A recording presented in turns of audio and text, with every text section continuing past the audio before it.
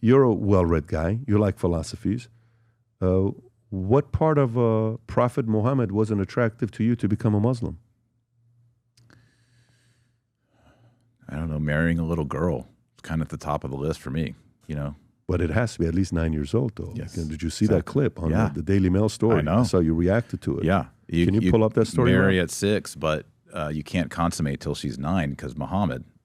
This is not a real religion. I mean, if I told you, hey, I got this religion and you just get to have sex with virgins for eternity, you want to sign up? I'd be like, I don't know if this is a real religion, you know? How did it get so big, though? I know. How did it get so big? Yeah, I don't know. It's a mystery. 2 billion people. Huge. How did it get so big when they say, this is the story we're referencing, you brought up. Afghan man, 45 years old, marries girl, age 6, before Taliban intervene and say he must wait until she's 9. Go a little bit low, Rob. The haunting photo of an older man and a little girl standing horrified next to the temple. The youngster had allegedly been exchanged by her father for money for a man who already has 2 wives. It was reported by AMU.TV. Go a little bit lower, Rob. And the marriage was allegedly set up to take place on Friday in Helmut province, but the Taliban stepped in to arrest both men involved. No charges were brought against them, but they were forced the creep to wait until the girl is 9 years old for him to take her home. UN Women reported last year that there's been 25% rise in child marriages in Afghanistan after the Taliban banned girls' education in 2021. They also said that there's been a 45% increase in childbearing across the country in the same year as the Taliban came to power after the U.S. heavily exited the night. Watch it go a little bit lower. This is the picture, Rob. That's the 6-year-old kid. Yep. Disgusting. I mean, when they say Muhammad, when he had, I think her name was Aisha, she still had her dolls with her when he married her. How is this a real religion? You know, it's just, we just talked about all these beautiful things about Christ and him coming and suffering and his humility and his passion, all these things. It's a beautiful story. It's very compelling. And then you see Muhammad as a warrior, and then he's, you know, there's even the story if he once tried to commit suicide and he marries this, you know, he's a polygamist and he marries this girl. And I'm just thinking, I don't understand how you would think that this is the true religion, but that's where I'm at. I don't understand why people and Muslims come after me all the time online because I talk about Islam. I'm not ashamed to talk about it. And I just come back to, well, let's look at the founder of your religion. He's either really a prophet or he's not a prophet. He didn't do any miracles. He just seemed to live a bad life. I'm saying not a prophet. 2 billion people. I know. How does that happen? How does that happen? You know, you go to a company and you use a product that's bad. Eventually, people figure out the product doesn't work. Keeps breaking. You buy a toy, keeps breaking. I'm like, I'm not going to buy this anymore. I'm going to go buy this other company. What has attracted this product to grow the way that it has? It might be better than the product they had before. That's the only thing that... What did they have before? Animism, paganism, you know. So the alternative, this seemed more peaceful than that.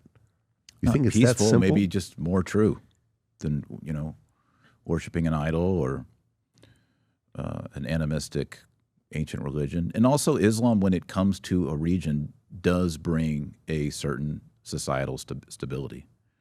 I think Muslims in 2025, when we were talking earlier about Christians need to think about politics and culture and society theologically, I think Islam in 2025 does do that much more than the average Christian does. And so I think, you know, when Muslims come to a region, the people might see a certain lift in culture. We may look at that and be like, I don't want that. But maybe if you grew up in Somalia, you're like, that is a benefit. I'll take it. I don't know.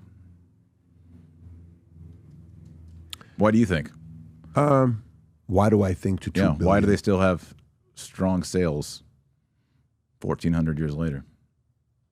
I think fear is a very powerful tool. I think everybody wants to believe in something. And the moment something catches and has momentum, the amount of people that want to validate the credibility of whatever it is, it decreases. It's just, whatever the surface level story is, that's enough for me to get involved instead of me having to fully go deeper. Now, the argument could be Muslims pray more often than others.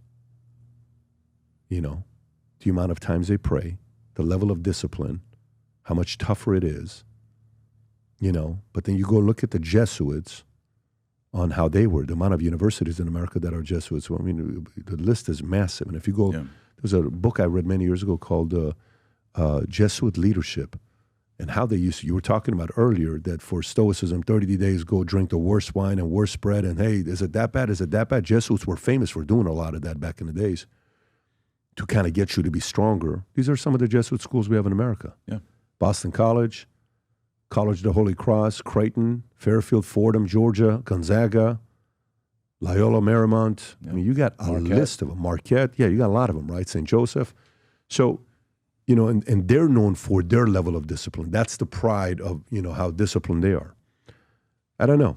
I think the targeting and when it was and where it was, the fact that it continues, you know, and it's not like they're converting a lot of people. Their game isn't conversion, it's internal. You know, it's the level of growth with family and how women, they can't say much. You have to be fully to what man says. But systematically, they've grown exponentially. Their birth rates are good. It's dropped down a lot. It used to be 4.55. You know, it's interesting. The Sunni Muslims, which is the bigger Muslim group, not the, well, you know, Shiites, they say that you can practice abortion and contraception up to, I think, the first trimester. So that's kind of a big deal. Christians historically have been opposed to that, certainly abortion at all trimesters, then historically opposed to contraception. So I wonder, as Western medicine hits these regions, how long will it take for contraception and maybe even abortion to drop those numbers? Because remember, a lot of these Muslim nations are still in third world status. We'll see. We will see. Hey, I'm Dr. Taylor Marshall, and I run a podcast and write books on philosophy, theology, Catholicism. My wife and I have 8 children, so if you'd like to connect and ask me any questions on any of these topics or anything else, please connect with me on Connect. If you enjoyed this video, you want to watch more videos like this, click here. And if you want to watch the entire podcast, click here.